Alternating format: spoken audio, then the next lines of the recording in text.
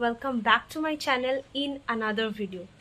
আজকের ভিডিওটা থাম্বনেল দেখে অবশ্যই বুঝে গেছো, আর এটা আমাদের লাইফের ফার্স্ট টাইম দার্জিলিং ভ্রমণ। তো বিশাল এক্সাইটেড তো ডেফিনেটলি আমরা। কালকেই আমাদের বেরোনোর, আর এই যে জামা কাপড় মোটামুটি সব রেডি করে রেখেছি, যা যা দরকার সব কিছু রেডি করে রেখেছি। এবার শুধুমাত্র ব্যাগের মধ্যে ভরার পালা। ভিডিওর সাথে সাথে আরও সব কিছু জানতে পারবে, যদিও ভিডিওটা তোমরা দেখতে পারবে বেশ কিছুদিন পরে। কেমন ঘুরলাম, কেমন মজা করলাম, সেটা অবশ্যই পুরো ভিডিওটা দেখলে তবেই বুঝতে পারবে। সো ভিডিওটা দেখতে থাকো, আর যদি তোমাদের কোনো কিছু কোয়ারিজ থাকে তো ডেফিনেটলি আমাকে কমেন্ট বক্সে জানিও। এই ব্যাগটার রিভিউ আমি তোমাদেরকে আলাদা করে দেব। এই ব্যাগটা একটা দারুণ ব্যাগ, মানে অনেক লাভবান হয়েছে আমি এই ব্যাগটা পেয়ে। সেটা তোমাদেরকে আমি পরে নিশ্চয়ই কোনো শর্টসের মাধ্যমে জানাবো। আর সো চলো, জানি না আদৌ ওখানে গিয়ে কাঞ্চনজঙ্ঘার ভিউ পাবো কি পাবো না, বাট ঠিক আছে। রবীন্দ্রনাথ 23 বার গিয়ে দেখতে পারিনি, আমি না হলে একবার না গিয়ে, মানে একবার গিয়ে না হয় নাই দেখতে পেলাম, কি আর করা যাবে। So totally too much excited. আমরা টোটাল 5 জন যাচ্ছি, আর সব থেকে মেন কথা কি জানো, আমাদের এই ফুল প্যাকেজটাই হচ্ছে নিউ প্যাকেজ। বিকজ আমরা কখনো কোনোদিনও পাহাড় দেখিনি, আমরা কখনো কোনোদিনও পাহাড় দেখিনি বলাটা ভুল হবে, আমরা কখনো কোনোদিনও দার্জিলিংয়ে যাইনি। আমার কাকিমা গিয়েছিল অনেক ছোটোবেলাতে। যাই হোক, দেখা যাক এখানে গিয়ে ঠাকুরের কাছে শুধু এইটুকু প্রে করি যাতে খুব ভালোভাবে আমরা যাতে কাটিয়ে উঠতে পারি। সো আমরা কিন্তু এখন এসে গেছি স্প্ল্যানেটে, বিকজ আমাদের বাস এইখান থেকেই ছিল। আমরা রেড বাস থেকে এনবিএসটিসির বাস বুক করেছিলাম, আর যেটা ফ্রিতেই ছিল মেয়েদের। আমাদের এখানে ঘুরতে যাওয়ার কিন্তু কোনো রকম কোনো প্ল্যানিং ছিল না আগের থেকে। জাস্ট বোন চেক করার জন্য বাসটা বুক করেছিল যে আদৌ সত্যি ফ্রিতে হয় কি না। তো যাই হোক, তারপরে তো দেখাই গেল যে হ্যাঁ সত্যি ফ্রিতে, যার ফলে তারপরে আমরা প্ল্যান প্রোগ্রাম সব কিছু কিন্তু করেছি। তো বাস স্ট্যান্ডে আসার পরেই কিন্তু আমরা সবাই ব্যাগপত্র সব কিছু ডিকিতে রেখে দিয়েছিলাম বাসে। আর তার সাথে এই যে প্রত্যেকটা ব্যাগের জন্য আমাদেরকে এরকম একটা টোকেন দিয়েছিল। আমাদের 3টে ট্রলি ছিল, মেনলি আমরা ট্রলিগুলোকেই শুধুমাত্র রেখেছিলাম, আর বাকি সব কিছু আমরা আমাদের সাথেই নিয়ে নিয়েছিলাম। বাসের অনেক কিছুই ভিডিও আপলোড করার আছে, বাট অবশ্যই তোমরা চ্যানেলটাকে সাবস্ক্রাইব করে নাও, তাহলে কিন্তু প্রত্যেক কটা ভিডিও তোমাদের কাছে পৌঁছে যাবে, অ্যাটলিস্ট নোটিফিকেশন পাবে। সো এখন আমাদের নেক্সট স্টপেজ দিয়েছে হচ্ছে গিয়ে কৃষ্ণনগরে, যেখানে আমাদের বোধহয় 10টা কি 10:30 নাগাদ বাস থামবে, এবং সেখানে গিয়ে আমরা ডিনারটা করব। সেখানে ওই 20 মিনিট মতো টাইম থাকে বাস দাঁড় করায়। যখন তোমরা গভর্নমেন্ট আইডি দিয়ে রেড বাস থেকে বাসটা বুক করছো, এটা স্পেশালি মেয়েদের ক্ষেত্রেই লাগছে, বিকজ যেহেতু মেয়েদের ফ্রি রয়েছে সেই কারণে।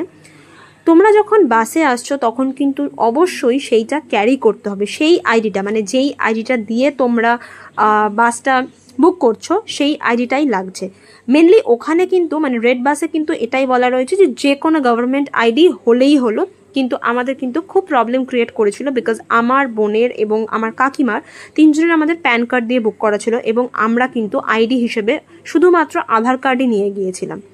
সো চলো এবার বলি বাসে আমরা কি কি পেয়েছিলাম। একটা পিলো ছিল, পিলো কভার ছিল, বেড কভার ছিল, চাদর ছিল, মানে গায়ের চাদর ছিল, ইভেন একটা কম্বলও ছিল। এর সাথেও একটা করে জলের বোতল দিয়েছিল। আর এখানে তো দেখতেই পাচ্ছ লাইট, টিভি স্ক্রিন, মানে TV in the sense screen, headphone, সব কিছু ছিল। মানে ওভারঅল ভাই, যারা টাকা দিয়েও যাবে তারপরেও বলছি অসাধারণ। আমার বাবার টিকিট লেগেছিল, সো বাবার হচ্ছে 1700 টাকা করে টিকিট ছিল, আর 100 টাকা মতো জিএসটি ছিল। টোটাল আমাদের গিয়েছিল আর কি 1802 টাকা, মানে বাবার ক্ষেত্রে বলছি, পার পারসন কস্ট ছিল হচ্ছে এটাই। সো এখানে পার্টিকুলার কিছু ওটিটি প্ল্যাটফর্মে ওরা মুভি ডাউনলোড করে রেখেছিল, তো তোমাদেরকে সেইগুলোই দেখতে হবে। তো সেটাও যদি হয়, সেটাও প্রচুর মুভি ছিল, ভ্যারাইটি অফ অপশনস ছিল দেখার জন্য। আমি একটা মুভি চালু করেছিলাম যদিও, বাট তারপর আবার বন্ধ করে দিয়েছিলাম, বিকজ এর কিছুক্ষণের মধ্যেই আমাদের বাস থামাবে কৃষ্ণনগরে, এবং তখন আমরা আমাদের ডিনারটা করে নেব। যদিও বা আমরা বাড়ির থেকে খাবার দাবার নিয়ে এসেছিলাম, তো সেই কারণে আমরা আর বাস থেকে নামিনি, জাস্ট ওই টয়লেট করতে নেমেছিলাম, দিয়ে আবার বাসে বসেই আমরা আমাদের খাওয়া স্টার্ট করে দিয়েছি।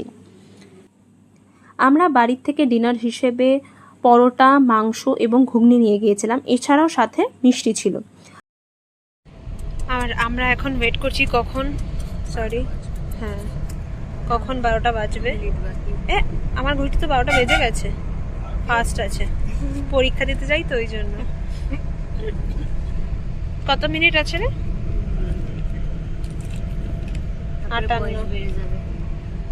যেহেতু পরের দিন বোনের বার্থডে ছিল, তাই আমরা প্ল্যান করেছিলাম যে রাত্রেবেলা কেকটা আমরা বাসেতেই কাটবো। তো এটাও একটা ইউনিক টাইপের একটা বার্থডে সেলিব্রেশন হবে, সেই কারণে।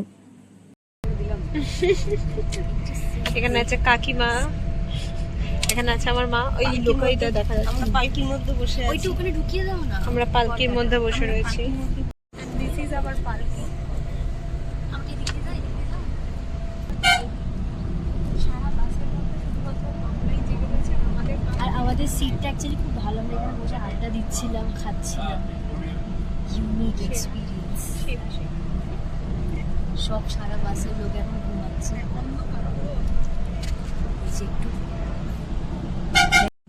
যাই হোক, কেক কাটিংয়ের পর যে যার জায়গায় চলে গিয়েছিলাম। তারপরে আস্তে আস্তে দেখতেই পাচ্ছ এখন কিন্তু ভোর হতে স্টার্ট করে দিয়েছে। একটু ঘুমিয়েও নিয়েছিলাম, যদিও বাসে অত ভালো করে ঘুম হয় না। বিশেষ করে আজকে যেহেতু ফার্স্ট ডে, তাই ঘুম হওয়ার তো কোনো চান্সই নেই। আমার ঘুম এমনি খুব পাতলা। এবার আমাদের নেক্সট স্টপেজ ছিল হচ্ছে গিয়ে ডালখোলা, যেখানে ওই সকালের চা আর টয়লেটের জন্য একটুখানি বাসটা দাঁড়াবে, মোটামুটি 5 থেকে 10 মিনিটের জন্য। দেন তার কিছুক্ষণের মধ্যেই আমরা কিন্তু পৌঁছে যাব শিলিগুড়ি।